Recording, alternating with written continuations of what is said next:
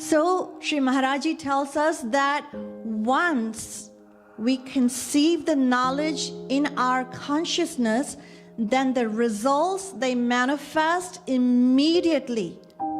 Sri Maharaji repeats himself and says, the results manifest immediately and no time is ever wasted.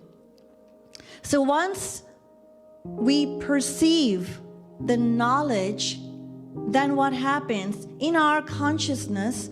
Then the literal identity of that knowledge, it ceases to exist. Then one does not need to pursue it any further, because it is going to be reflected automatically and simultaneously in one's behavior. That is what will happen. So Sri Maharaji tells us that intellectual knowledge or conceptual knowledge is of no use. The knowledge that we want has to be practical, it has to be internal, it has to come from within us.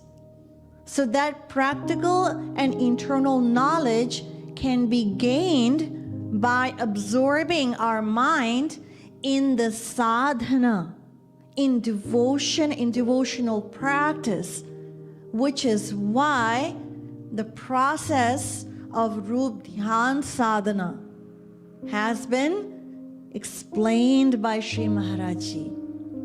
So when we adhere to this practice, when we practice the sadhana of engaging and absorbing our mind in the loving remembrance of God and Guru, then what will happen? Then that practical knowledge will automatically blossom within us. It will blossom. Then what will happen? As our practice grows, then what will happen? Then our heart will become purified and it will be reflected. It will be reflected automatically and very naturally in our behavior as individuals. That is what will happen. So, but if our attitude is otherwise, if our attitude is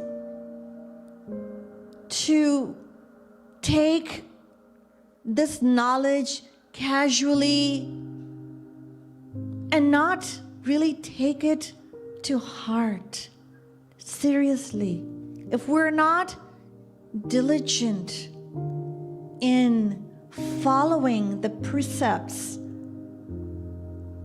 of what our Guru has given to us, if that is not our attitude, then inevitably we will be falling prey to what? Procrastination,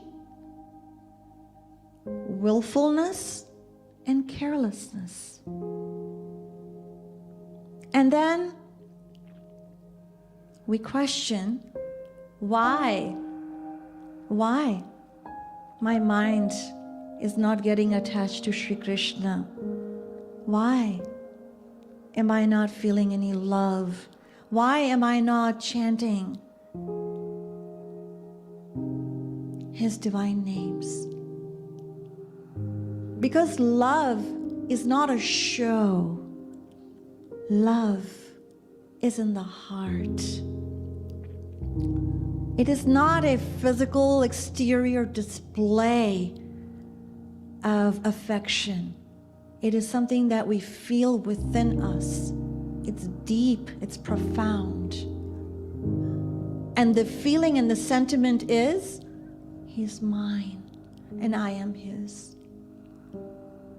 And even when we chant His divine names, the sentiment is, I am His, He is mine. So we can look within us, ourselves, and within our heart individually, engage based on what I just explained, where we stand.